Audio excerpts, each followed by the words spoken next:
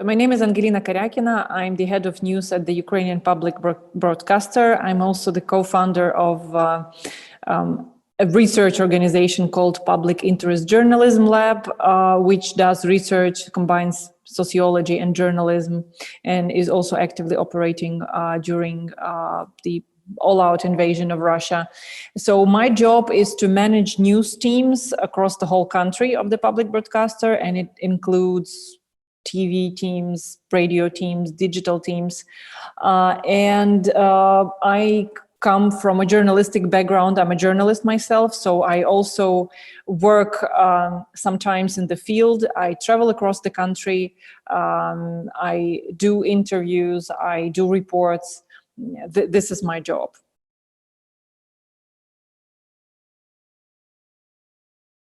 As you know, the war in Ukraine hasn't started in February 2022. It's actually, it's been, let's say, unfolded since 1914, since 2014. And we've been covering this since 2014 extensively. On the night of 23rd of February, I actually had my alarm clock on for actually several nights on when I would wake up around 2 or 3 o'clock in the morning just to check the news. We had our news team working during the night, and my job was just, to see what's on, because after the alarming statements from Putin and the decision of Putin to recognize the so-called separatist republics of Donetsk and Lugansk, we were, of course, anticipating that something really bad might happen, plus all the reports from the United States and foreign security services. So my last several nights before the full-out invasion were actually like that. I would wake up in the middle of the night to the alarm clock, take a look at the messengers, at the news, and just go back to sleep or contact my colleagues and give them some something to discuss, to work with. And actually the night of the 23rd to 24th wasn't an exception. I woke up between something around 3 o'clock in the morning. I saw that Putin's address is live. I turned it on. I started to listen to it, and I understood from this address that actually the war is on. And as I woke up, I jumped off my bed. I realized that I'm not going to sleep during this night. And it was the moment when I heard something going off, some blasts in Kiev. I started packing my things. I saw in the messenger that our journalists from different parts of Ukraine are reporting the same. They're also hearing blasts. My apartment is quite, high in a tall building, so I could see far away. There was some smoke. There was something in the air. So I was packing my things as I heard blasts. I packed some of my things. I went to see my husband. He was also at that night serving and working. We made a small plan, just a personal plan. What do we do? And I went to work. So by 7 o'clock in the morning, I was already doing a live news program in the office. And actually, as I remember this day, and recently I was talking to my colleagues, I told them, do you remember these 2 or 3 days of the war? And they are telling me it was one day. It was just one day. So it was a very long day and a long night with horrendous reports from across the whole country, when we needed to take very tough decisions. Some colleagues were leaving the city. So many of our colleagues, of our friends and loved ones, were just staying in traffic jams on the ways out of Kiev. We needed to readjust our broadcasting, because there was a decision from the government to take down our broadcasting and establish the so-called joint marathon, joint broadcasting of several media groups. So it took us some time to adjust in terms of workflow and the broadcasting, and it seemed like a full week, but it was just 24 hours.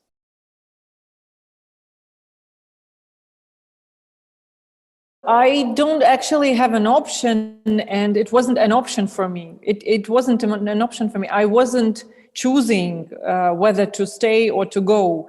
My team is here. Part of my team is staying here. I cannot imagine myself leaving my hometown and capital and not reporting on what is happening here. So, of course, my decision from the very start was to take care of part of the team that is leaving and providing coverage from a safe place. Part of the team is definitely staying for personal reasons or for professional reasons, because some of us have families which are really hard to evacuate, grandparents or cats and dogs or horses or whatever. Everyone has their own personal reasons to stay. So I knew that part of the team will be staying here, and it was important for their manager also to stay here and coordinate. And this is how we were operating since then, how we've been operating since then, staying in Kiev, but I also travel across the country. So since February, I was able to go to different parts of the country to see the situation, to make sure that our journalists can really work in some places. In some, they cannot for obvious reasons. Plus, you've seen it's been on the news across the whole world that more than a dozen of TV towers were attacked in Ukraine. So journalists, as well as probably any object in Ukraine, was a target and is still a target for the Russian troops. So it was really important. It's still really important to to stay with your feet on the ground and in the field and see what is the real damage, what is the real threat, and understand and realize what are the circumstances and conditions in which we are operating.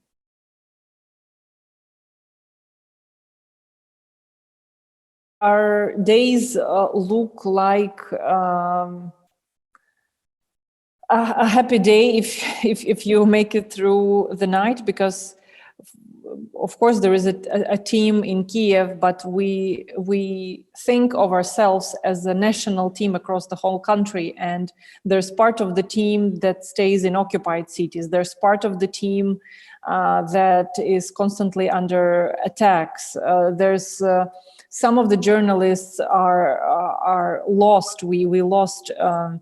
For example, we lost connection with a journalist in Mariupol. We don't know where is she, where is her family. So we think of ourselves as of a big team, and each morning it is, or sometimes during the night, it is a check up whether everyone is fine, whether everyone is not hurt, and we can really keep on working. We coordinate and we plan our activities, of course, from the day before to a certain point, because we cannot plan everything, and we know that during the night and in the morning very often some shellings unfortunately take place, and we need to readjust our plans. But as a rule, we have several stories planned ahead. As a rule, we have several trips planned ahead, and if nothing breaking is happening in Kiev or close to Kiev, our team in Kiev is just doing those stories. After the suburbs were open for the public and for the journalists, after the troops withdrew, after the battle for the Kiev suburbs, of course there was the wave of media activity where journalists were traveling back and forth and doing lots of quite superficial stories about people just documenting everything, pictures of bodies on the streets and of the damages and everything, and demolitions. But after that there came a necessity to go back again and to speak to these people on another level, to make more in-depth stories, just to make sure that we have we have a deeper story. We have the verified facts, and that we can help to not only to tell the world the truth, but also to maybe bring some of the war criminals, which Russian army for sure is, to justice. So it's quite another level of work now, less reactive, more proactive, just thinking what angle of the story we want to take, thinking, where exactly we want to go and why. And as there are just pauses between shellings and bombings, we're trying to make sure that we can do some deeper stories than we did, in the first days.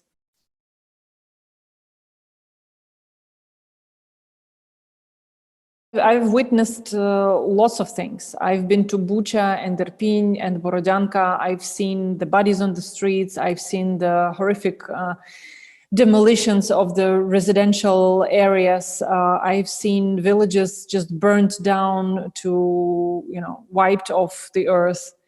I've seen lots of terrible things, but I've also seen and I've witnessed incredible examples of solidarity and courage and help.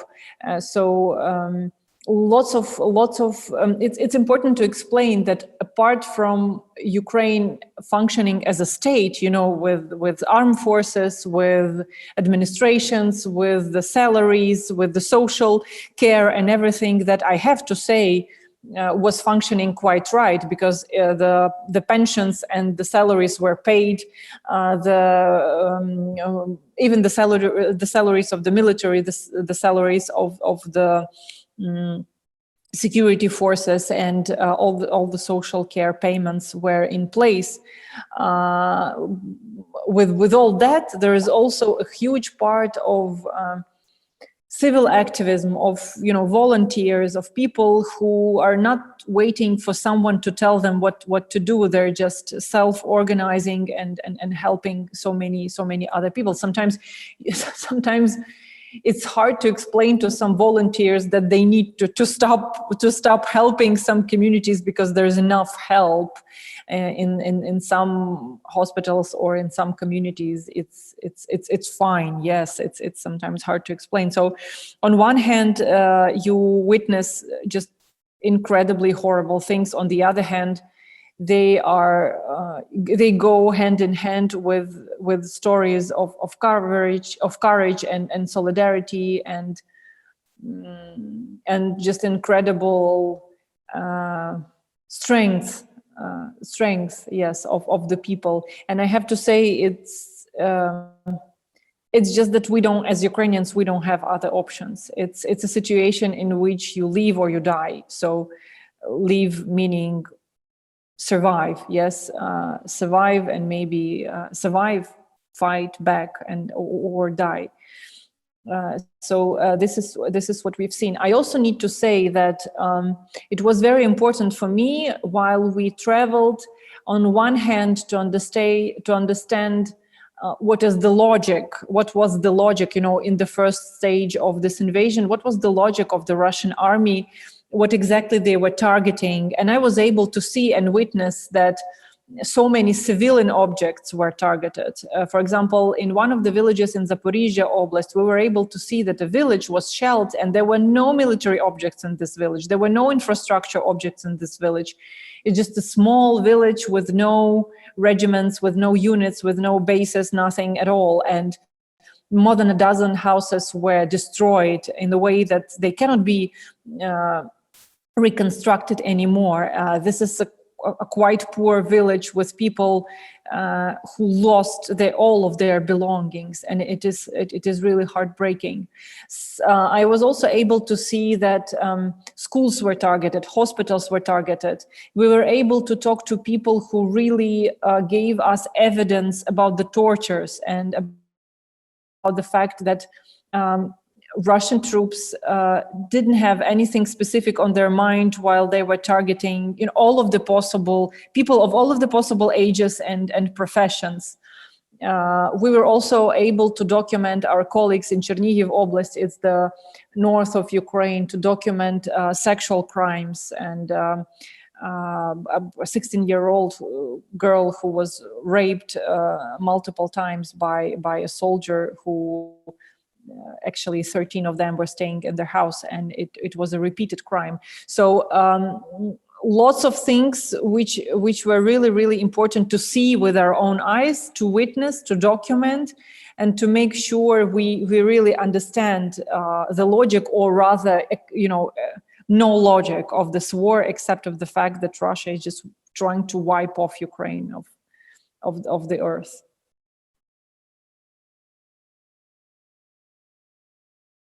I need to say that operating during martial law and during active battle is, of course, a special situation. There are certain limits for our activities which come in place, and we need to accept it as a fact. For example, we cannot report on the shelling as it happens. There is an objective reason to it. We've seen cases when the fire was corrected. For example, some object was targeted, then after the report that the object wasn't harmed, there was another shelling, in the same place. Or several bombs were hit after this specific shelling was reported. So there's a rule now that we do not report about the shelling as it happens. There should be some time between the shelling and the publication, especially in terms of pictures. If we are very, very limited, we don't show the perspective, the panoramas and all of that. It also makes sense, I think, if you consider all the risks, the security risks that it brings. So on one hand, it's sort of a military censorship, but we professionally we understand it, and we take these rules. There are other practical things that also limit us in terms of access of the territories. And one of the biggest problems, and I'm saying professionally, but it's a huge also humanitarian tragedy. We cannot enter, and we cannot report, and we cannot help civilians in the occupied territories. So we cannot enter Kherson, we cannot enter Mariupol, we cannot enter Melitopol, Berdyansk, and other cities, Ukrainian cities, while the Russian troops are there. Actually, what we've witnessed, going back to your question, is that many foreign journalists and foreign audience asks, why do you fight so hard for the city? Why don't you leave the city, so that the civilians are not hurt? But what we've seen is that if you let the Russian troops in, horrific things are happening. So an obvious answer why you should fight for the cities, except for the fact that it is our city and we need to defend it, we cannot lose it to the Russian troops, is a very simple reason that they target civilians and they kill infants, elderly people, rape elderly people and children. So you just cannot let it happen. Of course, there's also a direct threat to the journalists. As I already pointed out, journalists, TV stations, TV towers, and journalists as a caste professional are also a target at this war. And there are many colleagues of ours that we lost, and these are the colleagues, Ukrainian colleagues and foreign colleagues. Yesterday, we lost a colleague of ours after the shelling in Kiev. She was killed in her apartment in the Kiev city center. It's just like something like a few hours that we got to know it. Yes, many things that limit us, a direct life threat, and also some certain professional limitations. But again, I need to say that even in these circumstances, even under the martial law, Ukraine is still a democratic and open country. I think it's over 6,000 journalists who are now covering the war in Ukraine, including foreign media. It was a figure that was given, I think, by Ukrainian government recently. So it's an evidence that the media are, welcome to cover with all the security limitations and all the other limitations that I've already mentioned. But it is important to stay on the ground. It's important to move across the country. There is cooperation from the authorities and from the military. If you want to cover this war, there's an opportunity and there's a field for that, yes.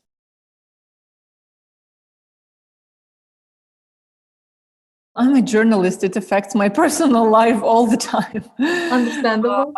Yes, it's something that doesn't have a schedule. It's something that doesn't really, you cannot just put it off when you leave the office. But it's something that, is natural to this profession.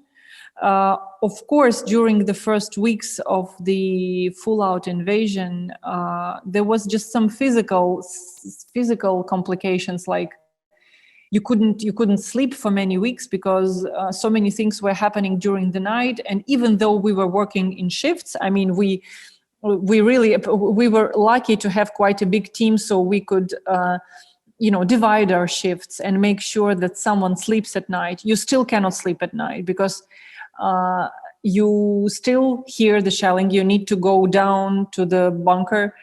You still consider the possible airstrikes. You know that your other colleagues are also, in danger. So you check your phone. So for many of us, first weeks of the invasion were just physically excruciating. It was really, really hard to keep to your senses. Many foreign journalists ask us quite often, is it possible for you to remain professional and unbiased in this situation when you are personally targeted and you are basically part of this story? But I have to say that it doesn't make us less professional. I mean, the fact that we are targeted in our own home country doesn't make us less professional or biased. In this case, you don't have to choose between sides. The side is quite obvious to the whole world. You can really see who is the evil in the story. It's just really, it's enough just to report the truth. It doesn't make you biased. But of course, the fact that some of our colleagues lost their loved ones, some of our colleagues lost their homes, some of our colleagues needed to evacuate or leave their hometowns or stay under occupation. Of course, it's changed our lives forever. Yes, it has changed our lives forever. It's just the fact that we need to adjust to a new reality. And it's something that is probably the biggest challenge, to realize that it's probably for a long time. It's a new reality. We need to somehow accept it and go on.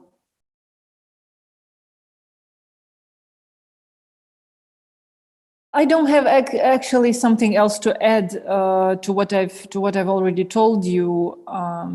It's a direct life threat, and this is the biggest, threat to the freedom of speech and to the journalists. You just can be killed at any moment. The rest is the reality of the war. You need to accept the fact that there are certain professional limitations, that security comes before breaking news rule, and it doesn't mean that we care about truth less. We still look out for truth. We are still the watchdogs, and we know that there are lots of mistakes that also our authorities are doing. It's just for us rather a question of time. When is the best time to report it, and form? What is the best form to report it? But again, it's when you are in danger of being killed by a bomb, there is nothing more important than that.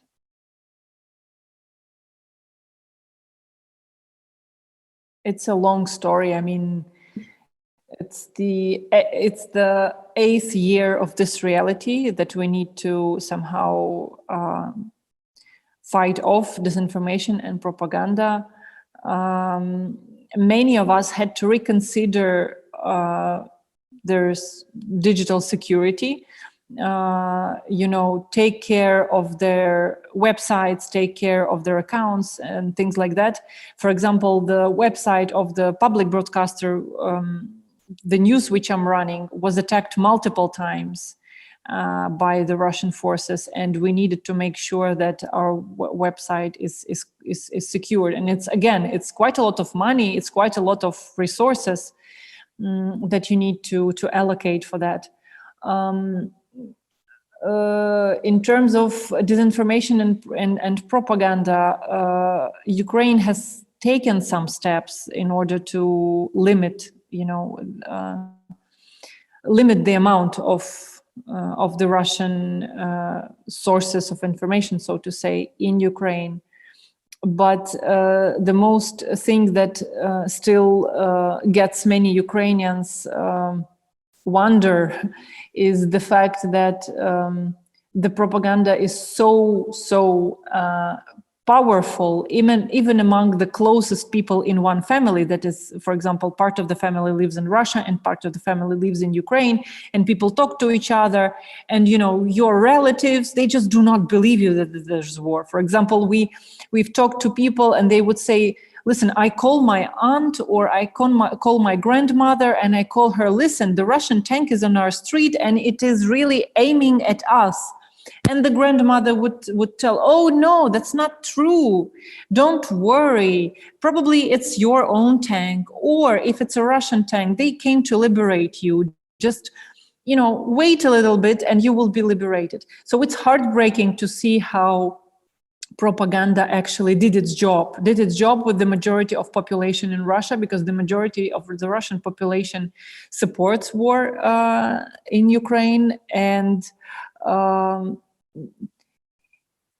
it is an illustration, it is a live reason to why it should be stopped. It should be taken as a real life threat, as a real concern by the world, and keeping away from cables, keeping away from satellites and digital platforms, sources like RT and Sputnik and other Russian masked, media, as they call themselves, but propagandistic military instruments.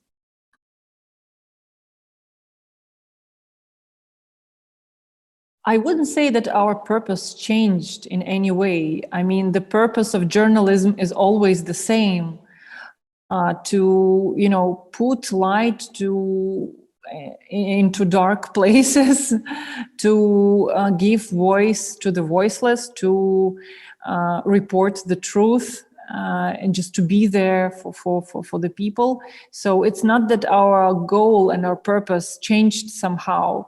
It's just the way we operate probably a little bit changed. We need to consider all the security concerns and other things. But what we've witnessed and really understood with this all-out invasion is the fact that regional journalism is so important in a big country like Ukraine, is that you cannot cover all the countries sitting in one city, that you need to have as many people in places as possible. This is why the public broadcaster its role came so important during these days, and we could see, how our audiences skyrocketed, our regional and national audiences, because you cannot report. There is no better way of reporting on your own home city that was targeted just by the people who live there, who understand what is the local atmosphere, what is the local situation between the authorities, the civil society, and other things. So it is critically important. This is probably a lesson number one for us, and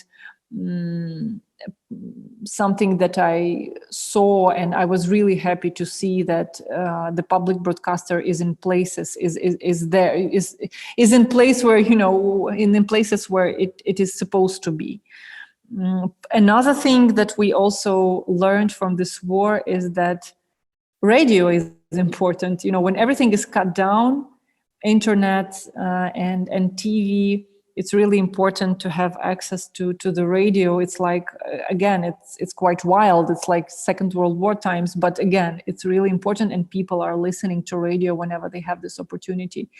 So diversifying your, it's important not to stay in one place altogether. So diversifying your resources, diversifying your teams, your platforms is really, really important. And having people in places, of course, reporting from places where you live, where you understand the context is critical.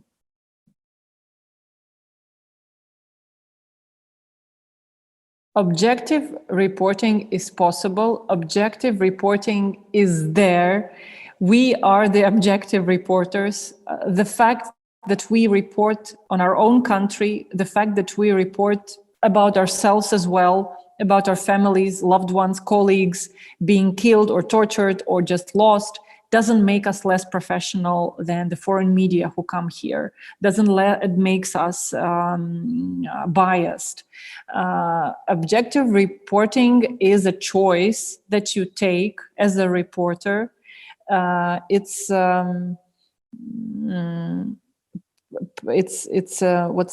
the right word to it? Conscious. It's a conscious choice that you take. It's a conscious position that you take each time you report a story. And I think that Ukrainian media is actually a life example to that.